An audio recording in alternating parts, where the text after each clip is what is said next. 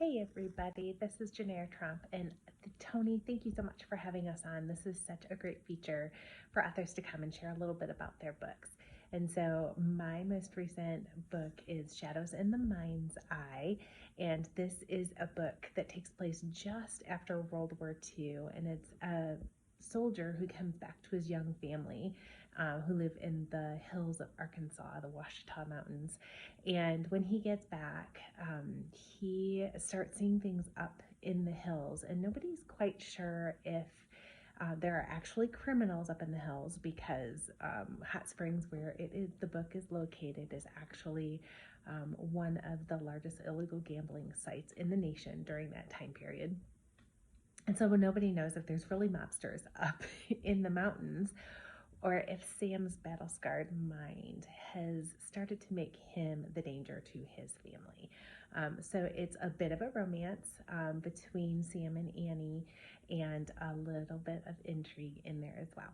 And so I'm going to read a little portion of Shadows in the Mind's Eye for you. And this is the scene. Annie is just coming back, and she doesn't know that Sam has just come back from World War II. I hefted the harness onto its hook, wishing it was a mite lower. At least Peter had mucked the stalls. I picked up the bridle and reached to hang it.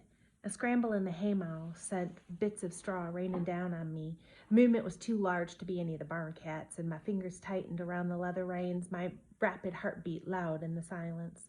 The sound of a footstep on the planks above shattered my frozen stance, and I spun and back toward the doors, my mind bouncing between escaping or protecting my girl. My foot caught on a rough spot, and I stumbled, falling in a scrambling heap. Everything was silent. Even Elsie stood still as death in her stall. Shivers crept down my spine, and the devil himself had come out of the mountain, casting a cloud over everything. Peter had warned me that he'd caught a few drifters up on the farm. Elsie kicked against the wall, and a scream clogged in my throat, and I stumbled into the nearby grain store, searching desperately for a weapon. The cow lowed at me, rolling her big brown eyes like she wondered who'd let the crazy woman into the barn. The metal grain scoop wasn't going to do much, but I held it in front of me nonetheless. At least it might protect me until I crossed the barn to get my shotgun out of the wagon. "Who's up there?" My voice was run over by fear. Wasn't even sure the cow could hear me. I'd read about blood-crazed men coming home from the war. We'd asked them to be killers over there, and some were having trouble giving it up. But as the calm, chirping cricket chorus started back up again, the stories of those men not quite right and doing terrible, twisted things began to evaporate. I'd near convinced myself I dreamed it all when a man-shaped figure peered over the ledge. I recovered my voice, the scream ripping through the air as I dropped the grain scoop, ran for the shotgun, and stood in the shadows between the intruder and my sleeping daughter. "Best stay where you are. I got a gun." My shaking hands belied the confidence in my voice. The man's answer was muffled by his stumbling descent. Though I followed his movements with the barrel of the gun, I wouldn't shoot him even if I thought to load the darn thing. Last thing I wanted was the loss sniffing around the farm because I'd killed some drifter. Sure as the sun rises in the east, they'd find something, and then Daddy would swoop in to smother me with his saving. "We don't have much food to share." My voice sounded like an unsteady girl's, cracking in the middle, but the footsteps stopped. "We'll feed you, then you best be on your way." I shifted my sweaty grip on the shotgun. I could do whatever was necessary. Think of Rosie.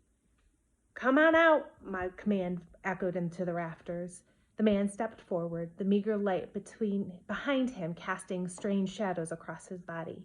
His tattered uniform hung on him, and a row of medals glinted from his chest, from the chest that had no doubt once been broad and strong.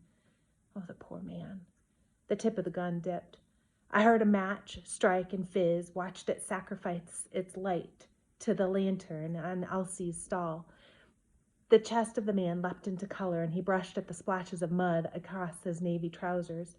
The gold wedding band caught the light, and I was so mesmerized by the meaning that I nearly missed him speaking. "Annie?" He stepped toward me, squinting into the flickering light. "Annie?" That voice. The shotgun clattered to the ground. I gasped for air, my fingers fluttering to my lips, praying I wasn't dreaming. But then his arms were around me, his breath against my hair, my neck, desperate, lost, his body skinnier than I ever thought possible, yet real, wrapped around mine. Please, God, real.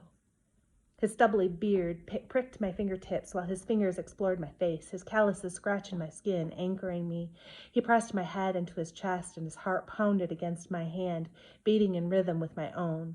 The dovetail fit of our bodies, nearly forgotten, but precious and right. My Sam was home. I hope you guys enjoyed that little excerpt, and I hope you go out and buy a copy of Shadows in the Mind's Eye and read the rest of Sam and Annie's story. Y'all have a good day.